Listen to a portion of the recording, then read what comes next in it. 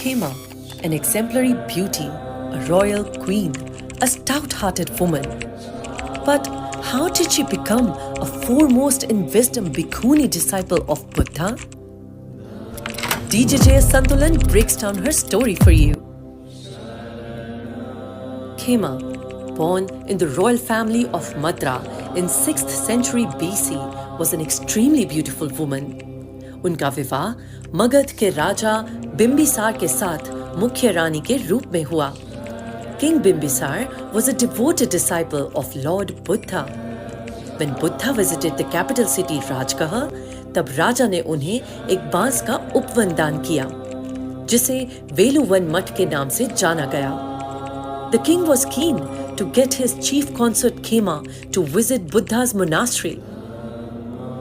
लेकिन अपनी सुंदरता और उपलब्धियों के अहंकार में चूर खेमा तथागत से मिलने को तैयार नहीं थी.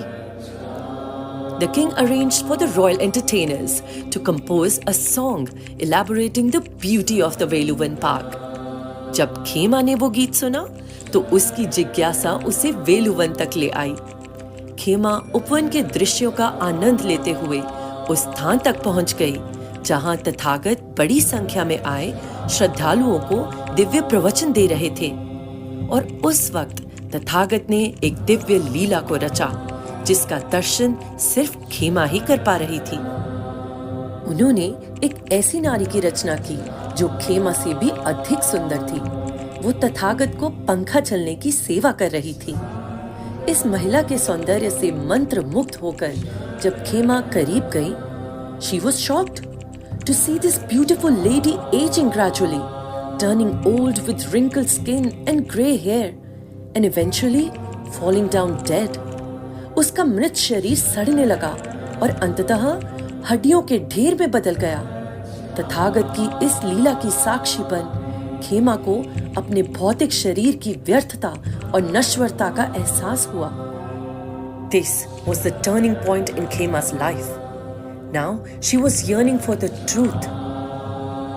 तब तथागत ने खेमा को सत्संग विचारों का पान कराया और उसे आत्म साक्षात्कार के शाश्वत विज्ञान ब्रह्म ज्ञान से दीक्षित किया.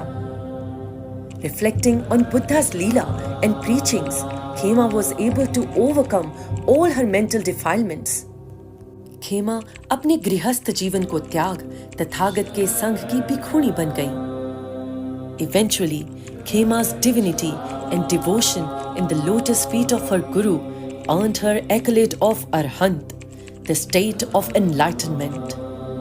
Buddha also recognized Arhant Khema as the foremost in wisdom among the Bhikkhuni devotees.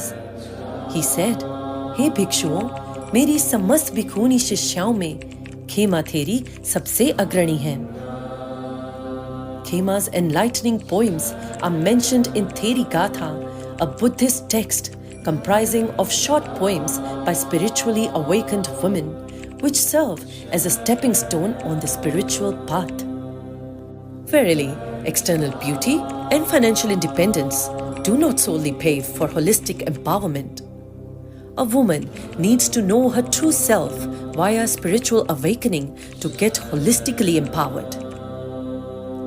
Learn woman empowerment mantras from devout women who were blessed by perfect spiritual masters of their times at Tu Hai Shakti _2.0 and at DJJS Santulan.